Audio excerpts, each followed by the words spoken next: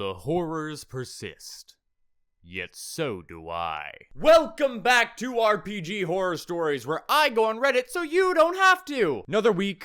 We had a nice breath of fresh air last week. Those were some really nice stories, and in fact, one of them I didn't get to finish because I ran out of time for filming. Sorry about that, but we are going to finish it at the end of this video, so stay tuned for that. For those of you who do not know how this works, we are going to Reddit on r/RPG Horror Stories, picking the top few from these weeks and reading them out loud for our schadenfreude pleasure. Are you ready? I'm ready. Let's jump in. This first one is titled, Tried to DM a horror game, except I got meta horror instead. It always sucks when the horrors follow you outside of the game. Let's see what happens. 2 years ago, I tried to DM a one-shot using an obscure sci-fi system called Only War. The premise was that the players were staff on an oil extraction rig on an ocean planet. They accidentally drill into a precursor alien facility, horror stuff ensues, and the players' bosses decide to cut their losses and blow up their rig rather than evacuate the staff. Pretty standard survival horror stuff. I made an ad on a looking for group board and got 8 responses. That was the high point of the game. One of the responses doesn't understand the setting isn't D&D. He starts telling me about his Air Genasi character. I tell him we're using a different system. He changes his mind about being interested. I decided to invite the remaining people to a Discord server after talking for a bit. 7 possible players. Right off the bat, I'm very glad that OP weeded out one of the players that already seemed like a problem player. We've had experience with stories in the past where people are like, I don't understand why this isn't D&D. And you're like, listen, my guy, there are more systems than just D&D. Like, there are more board games than just Monopoly. I know Monopoly has so many different versions, but there are more board games. You know what I mean? So, that's good. Talking about how that's the high point. I don't have a good feeling about this. We begin to discuss characters. One player wants to play a character from a related system. In Only War, all the players are humans or cyborgs, and they get 1,000 XP to spend on their character creation. He wants to play a genetically engineered super soldier from a system called Death Watch, where starting characters are far, far stronger. So I say, no. This special forces badass, Adeptus Astartes, if that's a descriptor, great descriptor. If that's a name, oh my god. That is it's way too good and way too fucking corny. You know what I mean? Way too corny. So I say no, this special forces badass, Adeptus Astartes, is too strong. Maybe a more basic soldier class? The player doesn't like the idea. I point out to balance things, I would have to give everyone else about 9,000 extra XP. He says, can't I just play with the power disparity? It doesn't make sense for my character not to be an extremely deadly soldier. What do you... I say no again. He leaves the server and blocks me. Good. Okay, so the best part about this story so far is that OP is weeding out the bad players left and right. But some of them are like bacteria that just stick on your hands and you can't get rid of them all the way. DMs, stick to your guns. OP is sticking to their guns, and I am very proud of them for that. But if somebody is trying to play a game-breaking character in a survival horror campaign, I don't think that would be very fun and theme-fitting. Also, for players, you really gotta build characters that fit the theme of the story, because usually the DM will set forth a theme for the story. And if you go in there min-maxing the ever-living hell out of your character, then what fun is that? It's meant to be a challenge. It's meant to be fun. There's a theme that is set forth. Stick with the theme, you know? Okay, maybe I ran into an unreasonable person. On to the second player. The second player wants to play a member of an alien cult whose goal is to get as many women pregnant with his half-alien children as possible.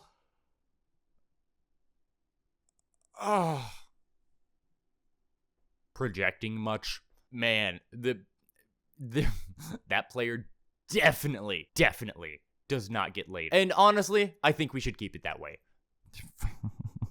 ADM, yeah, I got a character I want to run past you for this survival horror campaign we're running in. Yeah, sure. Hit me with it. What are you thinking of? Oh, yeah, you see, I want to be I'm a part of an alien cult sort of deal, you know? I think that'd be really fun. Ooh, an alien cult. You're mining in, you hit something that's okay, and maybe the cult wants something with it. Nah, man, don't want anything with that. I want to get as many women pregnant with my half-alien children as I possibly can. Get out. Like, what? He wants to be the fertility doctor on the base. Ew, gross. Oh, gross, gross, gross, gross, gross. Ew, gross. And of course, secretly sleeping with the female staff? Red flags, red flags, red flags, red flags, red flags. Oh my god. The character backstory, which is about 5 pages, used the word breeding more times than I feel comfortable with. Also, pheromones and fertile body, just for the extra ick factor. Oh my god, I feel gross just thinking about that. Oh, I feel so gross. Oh, no, no, no, no, no. It's like something you would find on DeviantArt at the end of the search results. I tell him in more words to cut the fetishy shit out. He doesn't like that and also leaves the server. Good. You're out of there. Let's hope it keeps on working. Third player leaves without saying anything to me. This is about 3 days before the game starts. Fourth player, a woman, messages me. Apparently, the breeding player was messaging her from several accounts after he left and was really keen to tell her about his character concept. She feels creeped out, so she's leaving the game. This is like, oh my god, did the monkey paw crumble in the DM's hands? This sounds absolutely horrible. Like, this OP is attracting the worst players possible. It's like worst player bingo and you've got a blackout. This is crazy. About a day before the game, the 5th player tells me he's also leaving because 7 players is too many for him. At that point, he is one of 3 players remaining, and he should know that. On the day of the game, I had 2 theoretical players. Obviously not enough, but I can tone the combats way down and still manage a tone of isolation and dread. There's still hope! Game starts. 1 player shows up, on time even, with the correctly filled out sheet. I'm back to optimistic. We sit awkwardly in voice chat for about 20 minutes waiting for the 7th player. Eventually, he says, yeah, I'm gonna go.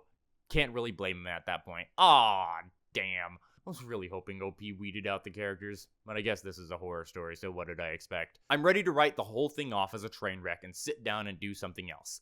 90 minutes after the game was supposed to start, the 7th player starts pinging me on Discord. He's apparently ready to play. Where is everyone? I tell him the game isn't happening. He calls me a shit DM and leaves, and the server is empty except for me. I deleted the server and didn't play RPGs for about a year. Worst experience I've ever had GMing. Yeah, that sucks. Oh my god, I'm so sorry, OP. You somehow managed to attract every possible bad archetype for a player in a RPG. And the dice giveth and the dice taketh away. Sometimes it's chance, you know? But I would highly recommend, if any of you find yourself in this situation, do what OP did, stick to your guns. And if it eventually comes out that you weeded out all the bad players and all of them were bad players, that's not a loss. You just pick yourself up, dust yourself off, and try again. One of my favorite quotes is like, it's one of the most uber manly things that I do. I don't give off man very often. But one of the most like uber manly things that I like hold true is from, I think, the movie Tombstone. And Patrick Swayze says, are you gonna do something about it, or are you gonna sit there and bleed? And the best thing to do is not sit there and bleed. There's always something you can do. But also, if you're a player, use this as a reference of what you're not supposed to do. There are so many good things you can do. So many excellent, amazing things you can do. These, don't do them. Just don't. And it'll make the world a better place. It'll make everything easier on everybody. Off with a bang. On to the next. This next one is titled, Hired a Paid DM. DM had someone else run the game. Not really how those sites work. This blows. Let's jump in. Not the worst horror story, but my first bad story in 5 years of playing. I joined a pay-for-play game on Start Playing several months ago. The DM had a bunch of 5.0 reviews, so I gave it a go. Go through session 0, all sounds good. My first session comes up later that week, and the DM apologizes, but couldn't run a game, and was having another DM on the server run a one-shot adventure that had nothing to do with the campaign I was paying to play in. The DM that couldn't run then spends half the session talking about making cookies while we're trying to play. 1.5 hours of the 3-hour session were talking about cookies. I'm frustrated, but the DM had a legitimate reason for not being able to run, so I let it go. Second session, the DM apologizes that they aren't running again because we never finished the one-shot. So the two DMs decide they were going to have us finish it before moving on. I'm more annoyed, but it makes sense from the story aspect. Fine. The can't run DM talks through half the game and doesn't let us finish it. Oh, I am very conflicted with this one so far. I'm very conflicted with this one so far. Just because, like, I completely get that, like, certain things in your life pop up. Whether it's personal or business or relationship or anything like that, pop up and you can't do it. And honestly, I think it was a great idea to have, like, another DM in the server. Be like, hey, I know this is scheduled. We were paying for it. Rather than go through the refund process, we're going to have another DM jump in. DM a one-shot. We'll jump into it later. And then they didn't finish the one-shot, so going back to finish it, that's where it kind of, like, separates from me into, okay, I don't like this. I understand it, but I don't like it because it's not what you're paying for. God, this is rough.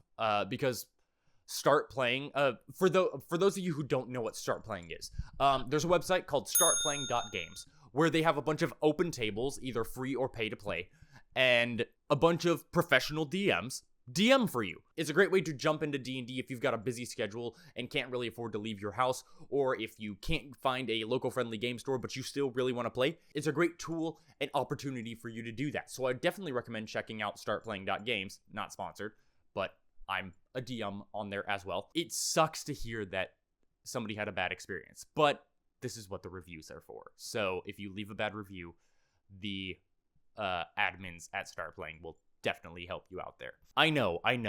Now it's on me, but I play a third week after being assured that the actual DM would be running the game that week. So I play and I am unimpressed that once again that DM isn't running since we didn't finish a single one-shot in 2 sessions. We get a section of dungeon that one of our players wants to scout out ahead. Fairly normal, but this player is literally scouting the entire dungeon while we are twiddling our thumbs. An hour into this scouting, and I move my token up a little because I want to actually play the game. The DM hits pause button on Foundry and moves me back, tells me, if you move your token again before we're ready, your character will be killed permanently. Oh, no.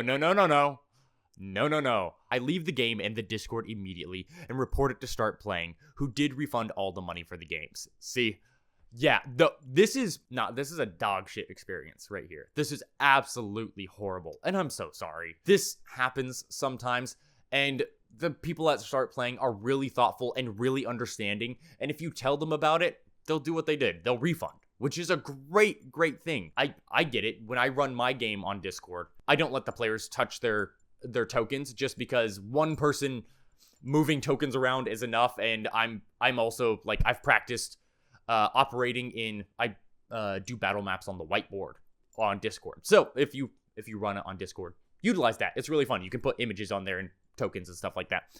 But yeah, this is so bad because, again, DMs, no instant deaths. Give your players a chance. And even if there's always a chance that it'll succeed. At least in my mind, there's always a chance that it'll succeed. And the dice play the luck role in the game. I love RPGs that have a luck stat very much, because even if you have bad luck in real life, you can have good luck in this game. And players, if you come across this, I'd recommend looking for another table. If you're using a platform like startplaying.games, definitely contact the admins. They'll help you out, because this is not good. This is not a good experience, and it doesn't reflect very well on the other DMs on Start Playing. But nonetheless, on to the next. This next one is titled, How I Got Kicked Out of My First D&D Group for Refusing to Date the DM. Ew. Nope, power dynamic, things like that. If something naturally occurs, that's a different story. But I love how games are extremely diverse now, especially D&D and TTRPGs.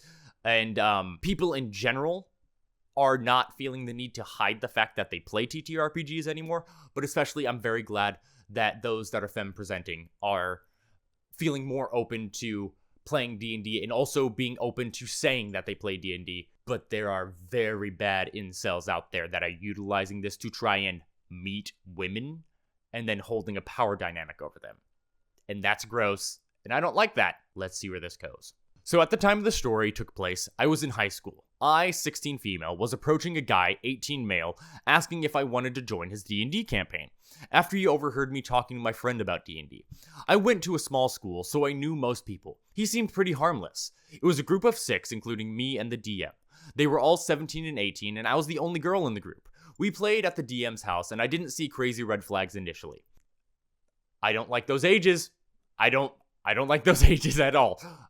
After a few games together, things got weird. The party were interrogating a woman. I can't remember exactly why, but it was something related to a smuggling ring. And everyone was insisting that my character be the one to do the interrogation because I was the only girl, and it would have been weird for them to do it. When I tried persuading the NPC to give up the information we needed, she refused, and the DM told me that she wouldn't give up any information unless we tortured her. Red flag! Shall we count the ways the red flags pop? Red flag number 1. I told him I didn't really want to do that, and he said I was being a bad player for disrespecting him as a DM. Red flag number 2. Everyone kept pushing me, and I ended up excusing myself from the table, and the DM eventually moved on and let someone else do the rest of the interrogation. That was the first major red flag that I wouldn't enjoy playing at the table. But I really wanted to play a game, and I was an anxious teenager who really wanted friends who shared my interest, so I persevered. Oh, the naivete of 16-year-olds. And also wanting to fit in and things like that. I completely get it. But also, I mean, I don't have a lot of audience members that are under 18. If you're under 18, why the hell are you watching this? But still, if you're under 18, don't fit in. It's not fun. If you try to fit in, it'll probably end up biting you in the butt. You know what I mean? And you'll get yourself into a situation that you really don't want to be into. If you are over 18 and you feel the need to fit in still and go with the flow even though you don't want to do it, please do not do that. It is better for yourself, your mental health, and your personal self to just say you don't want to do it and then not do it, you know? Everybody feels like they need a valid reason for things. A valid reason is, I don't feel like it. You know, I'm not vibing with this. That is a perfectly valid reason, and people need to understand that.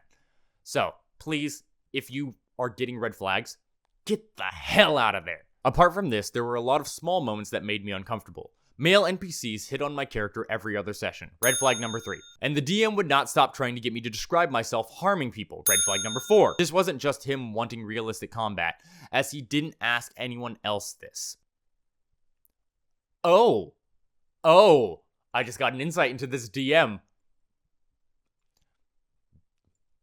Remember, kids, don't yuck somebody else's yum, but also don't throw your yum onto somebody that doesn't want it. Very important. At this point, I'm convinced it was some sort of kink/fetish. Gotcha. I told him multiple times that I was uncomfortable with that level of graphic violence. He'd back off after a while, then do the exact same thing next session. Red flag number 5. The DM's mom started inviting me to stay for dinner after games, which I thought was very kind of her. My home life wasn't great, so it was nice to have an adult who was nice to me. Turns out she was only nice to me because she thought I was dating her son. Ugh. Goddamn. After a few months of weekly games, the DM asked me to stay behind after our game and asked me on a date. I was completely stunned. I was very open about being a lesbian. Hey man, yeah, I'm really thinking about asking Rachel out later. It's gonna be really fun. I feel like I really vibe.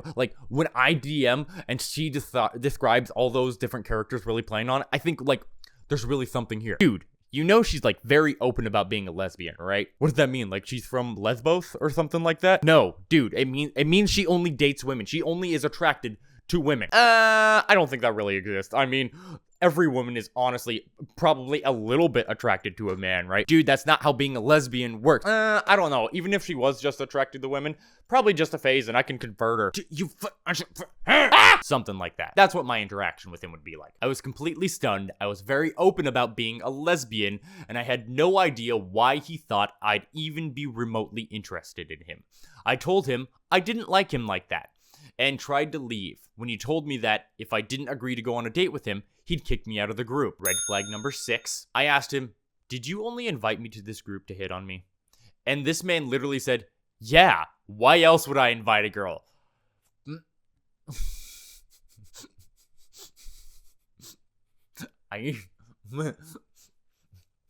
OP, if you didn't kick him straight in the fucking family jewels right after that, you are so much of a stronger person than I am. I ditched the group immediately after that and didn't play D&D for 2 years. I picked it up again this year, and recounting this story to my new group reminded me of how messed up it was. That is on another level of messed up. That is beyond messed up. Like I said, there are very, very, very manipulative men out there that thinks that inviting a girl to their table at D&D will get them to date them. Listen, guys, D&D is a great way to form a community, to have a bond, meet up with people, whether in real life or virtually, and just take a second and escape the horrors of the world. A little fantasy escape, if you will. But don't use that power for evil. It's hard enough for women nowadays being seen as a piece of meat. And we made a lot of big steps in progression, and we've taken some huge steps backwards in just the last few months, at least in America. Please don't ruin it for the rest of the players, right? Don't ruin an experience for a player. Don't ruin it for other DMs and things like that. Because it's a great way to form community. You can forge some great bonds with that. And maybe, just maybe, if things line up correctly, you could get an actual romantic relationship out of that. But not if she's a lesbian and she's extremely open about it. That sucks. Moving on. Alright, so last week we had a bunch of Reddit stories with updates on them revolving around D&D. And one of those stories that I read, I ran out of time while filming it, and I cut out the part where I said I ran out of time. Sorry about that. I didn't mean to. But now that we have time today, we are going to finish something called D&D Grandma Edition. Just to catch people up on the story so far, OP was going to take care of their 99-year-old grandmother for a little while their parents were out of town. And they thought, since their grandmother liked fantasy fiction like Outlander and Lord of the Rings and things like that, that they would really enjoy playing D&D. And so they went so far past the extra mile to create a beautiful D&D experience for their grandma. Going as far as like enlarging the text on the character sheet, to doing the math for them, getting really large foam dice with large numbers, each with different colors so that they could say, roll the green one for this one, roll the red one for this one. Creating a bunch of in-game props that they can use, some enlarged pictures for an inventory system so they didn't have to worry about small text. And even going so far as to inviting them to the game through a letter in the mail, telling them that a town in need needs their help. And the grandmother was so stoked to hear this. She was so excited. And they spent the next few hours creating her characters, Elegon the Ranger, who looks like Henry Cavill from The Witcher. Gotta love grandmothers, right? But now we are going to see how this story ends. Or at least the story so far. Let's jump in. Update on 2/28 of 22. We did it, guys. Elegon has had his first adventure. I made a new post here. Good morning, everyone. A little over 2 weeks ago, I posted about getting my 99-year-old grandmother into D&D. Everyone was so supportive and helpful with their tips. I'm very excited to share the results of Session 0 and Session 1. Grandma made a character named Elegon, a human ranger with a red wolf named Tash. Elegon stands at about 6'1". He's based off of Henry Cavill in The Witcher. He has long brown hair and he prefers his longbow, but will use a short sword in close combat. Her Session 0 is the story of how she met Tash. One day, while hunting in the woods, Elegon hears a scream, and upon investigating, unfortunately finds a body of a young woman. He investigates and uses his speak with animals to talk to the rabbits who saw the whole thing. This information brings him to a cave guarded by goblins. He is able to finish off 2 of the goblins and bribe the 3rd one out of information about who and what is in the cave. Prepared to confront a terrifying sorceress, Elegon delves deeper into the cave where he finds 3 cages full of animals. A dead dove clutching a letter, a white wolf engulfed in light who seems to be growing weaker by the second, and a snarling red wolf. Chains hang from the walls and hold empty shackles. No doubt this sorceress is behind the death of the poor girl. Ooh, this is such a great hook, and I'll bet the grandma's just like listening with bated breath. Elegon leaps into action and restrains the sorceress, making sure to use non-lethal damage. After freeing the red wolf, he then drags her into a cage and locks the door. Unfortunately, the white wolf didn't make it, and the red wolf laments that his pack has been killed. The sorceress is famous for leeching life of the creature and people she finds beautiful. They investigated the letter clutched in the dead dove and endeavored to stop the sorceress and her father from crippling a town called Delvin with their dark magic. All in all, she did great, and she loved the story. She had some problems making choices, and I adjusted to either guide her to a choice or gave her a time limit to make the decision, and both worked well. She has a dry erase board with some of her abilities, and it turns out assigning the bonuses to her on paper for her to calculate was hard on her, so I had to roll and then said things like, okay, now add 4. This was a lot better for her. She loves her color-coded dice, a suggestion made on my last post. She also loves her Minnie, a ranger that I'll need to paint. My niece is also staying with me, age 14, and got her own session 0 and fell in love with the game. She plays a rogue. Oh my...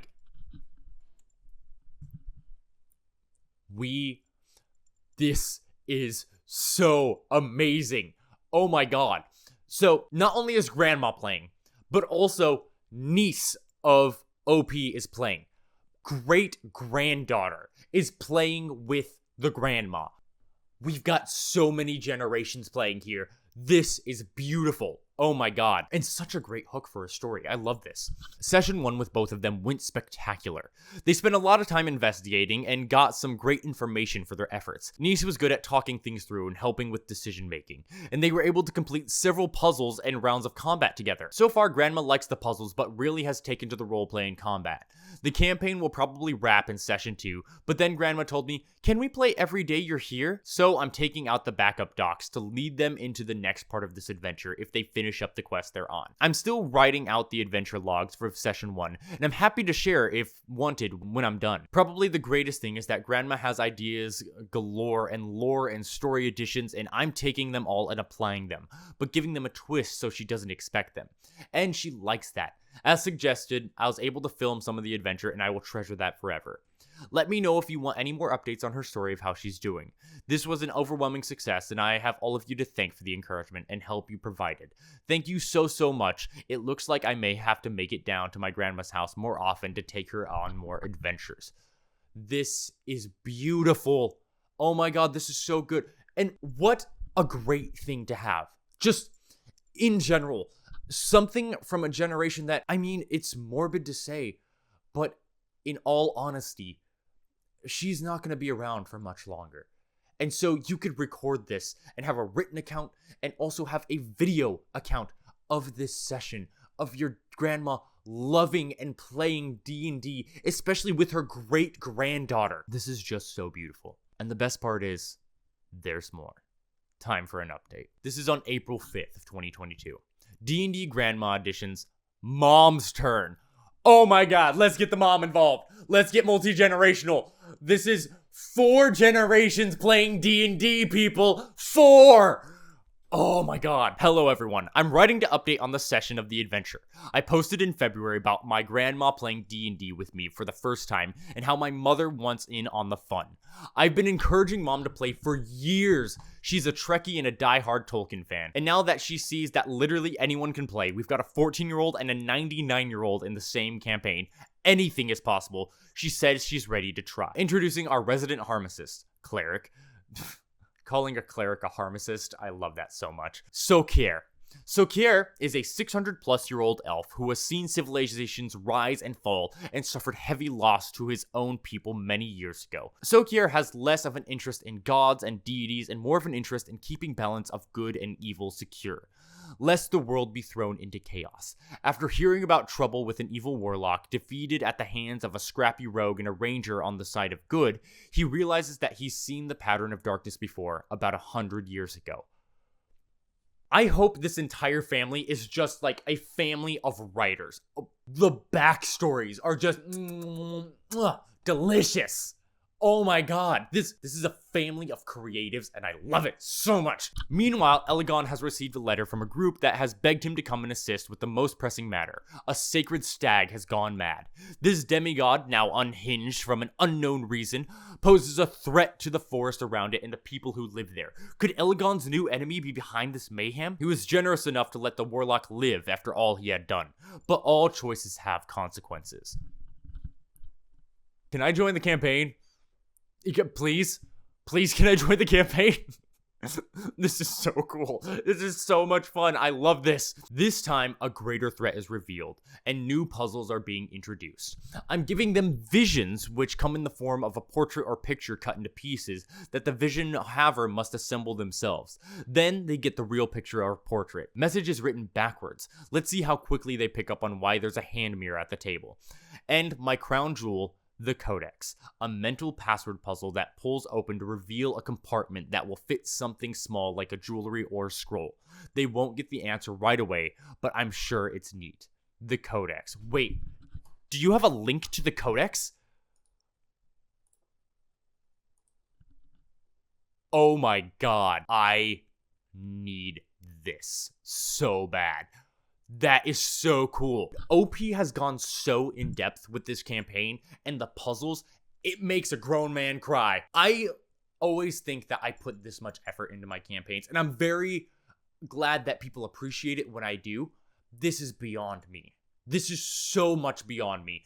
And I am so appreciative that there's a DM that is not only going the extra mile for a campaign, but going the extra mile for their family. A multi-generational game playing D&D all together. The story continues, and I upped my letter game to include wax seals and fancy paper, and Grandma loved it. The pattern of sending a written invitation and then calling to set the actual date is good for her and will probably continue that. Grandma continues to write lore, and this time she demands tree dragons. Absolutely tree dragons. Let's throw them in there. Tree dragons, as in dragons who are able to mimic and blend in with the trees and jump out at passerbys. Love it. Actually, this is written in 2022. It makes me really sad that it was just released this year. But in the 2025 Monster Manual, there have been a lot of updates to a lot of things. One of the things being dragons. A tree dragon technically exists in D&D now. It's a copper dragon. But they're good dragons that, foster baby dragons that are displaced and things like that and hide in the trees and hide their brood, if it will. And yeah, it's beautiful. It's real fun. I love it. It fits my story, and it's dope as hell, so I'm doing it. She's pretty good at this homebrew stuff. Things are going well. I'll let you know how mother and daughter do together, and I'm hoping to get niece back that weekend too.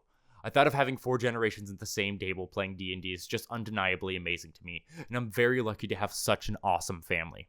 Thanks for listening, guys. I'll give Grandma your well wishes. This is such a beautiful story, and I want to live in this. This is the end of the story, and I just want to live in this moment for a second because, I don't want to look too much deeper, not to put a damper on things, but she was 99 and it was 3 years ago. So I hope D&D Grandma is still playing D&D in one way or another. But DMs, I implore you, go the extra mile because people will appreciate it. And going even farther than that to make sure people feel included and respected and things like that, such as altering things to help his grandmother play. It's just really good. It's really good. And people appreciate it. Even if they may not say it out loud, people appreciate it. And if nobody else appreciates it, just know I appreciate it because you're making the community a better place. And I am so grateful for that. But that's where we're going to end it today. So, thank you so much for watching this. I really appreciate it. If you could like and subscribe and comment down below telling me which of these stories was your favorite, that would greatly help me out. And also share this video around, share this channel around. I want to grow this into a community that we could thrive and bask in our love of TTRPGs and everything nerdy together.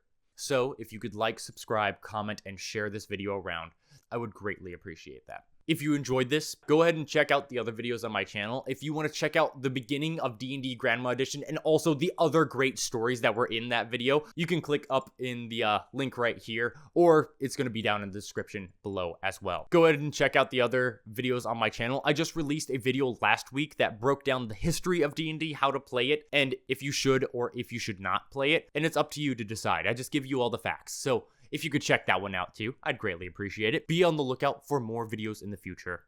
But for right now, I will say, Auf Wiedersehen, tschüss, and I will catch you in the next one.